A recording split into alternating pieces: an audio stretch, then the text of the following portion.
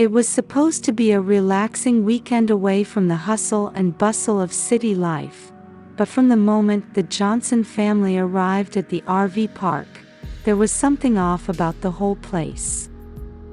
The air was thick with an eerie silence that seemed to follow them around no matter where they went.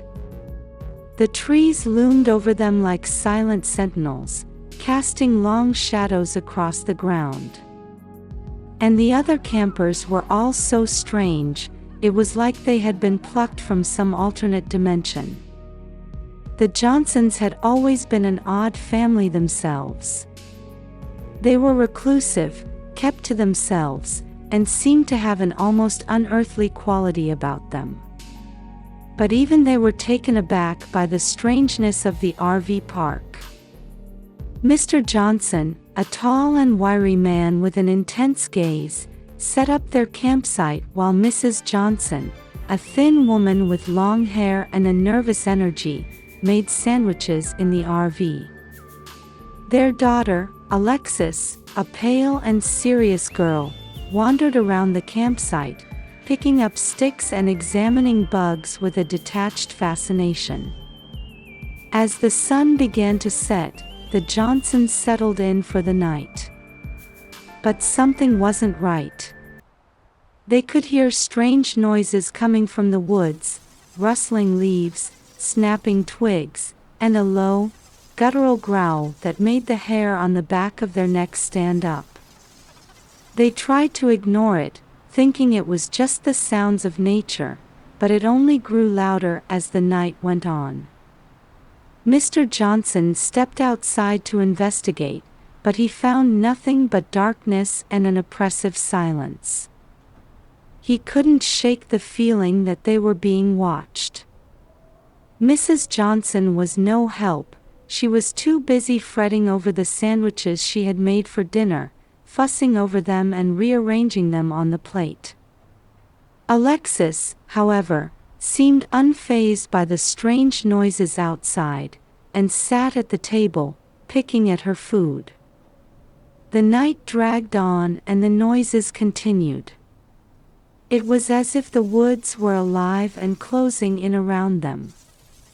Mrs. Johnson couldn't take it anymore and suggested they pack up and leave. But Mr. Johnson refused, insisting that they stay the night and get some rest. He was convinced that the sounds were just the animals of the forest, and that there was nothing to worry about. But as the night wore on, it became clear that Mr. Johnson was wrong. The noises grew louder, and the shadows around the campsite seemed to writhe and shift. Alexis suddenly stood up and stared out into the darkness, a look of horror on her face. "What is it?" Mrs. Johnson asked, but Alexis just shook her head and whispered, "Something's out there."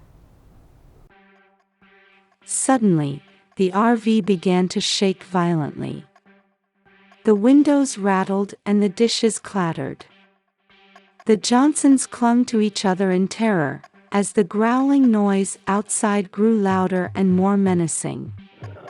Alexis' eyes widened in horror as a figure appeared outside the window, a dark and twisted shape that seemed to be made of shadows and mist.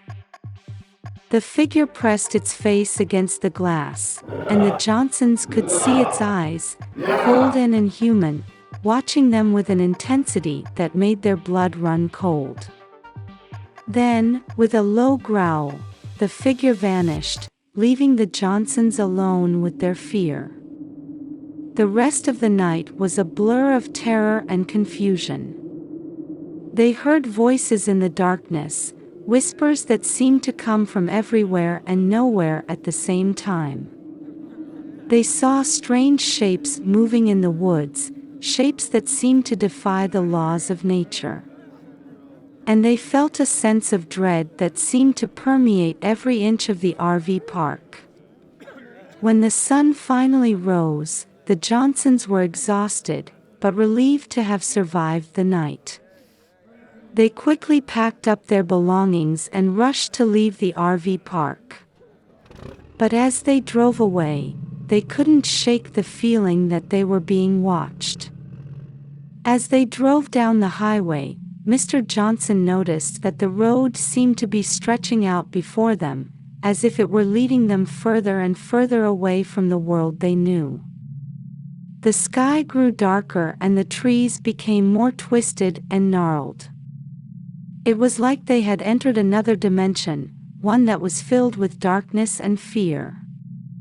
They soon realized that they had made a wrong turn somewhere, and they were now lost in this strange, creepy world. They saw no signs of life except for the occasional shadowy figure that flitted in and out of the woods. The air grew thick with an oppressive silence, and the Johnsons felt as if they were suffocating. They drove for hours, until they finally came across a small town that seemed to have appeared out of nowhere. The buildings were all old and dilapidated, and the streets were empty. But the Johnsons were desperate for help, so they stopped at a gas station to ask for directions. Inside the gas station, they found an old woman sitting behind the counter.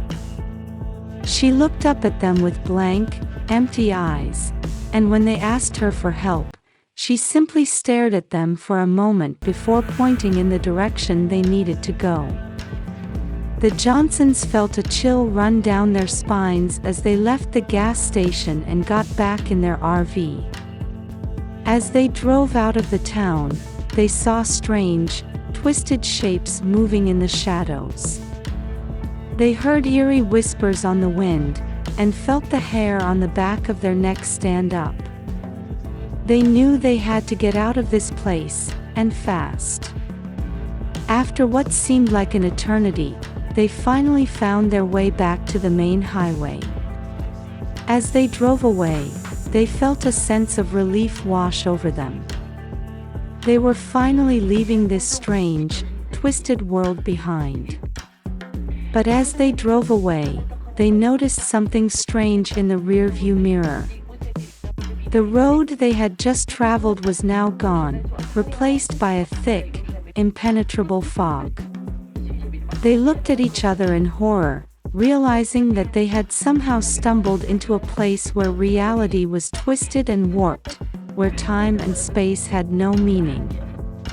The Johnsons continued on their journey, but they could never forget the terror they had experienced in that odd RV park. They knew that they had been lucky to escape with their lives, and that they had stumbled into a place where the rules of reality didn't apply. They would never forget the strange, creepy world they had encountered, and they would never be the same again.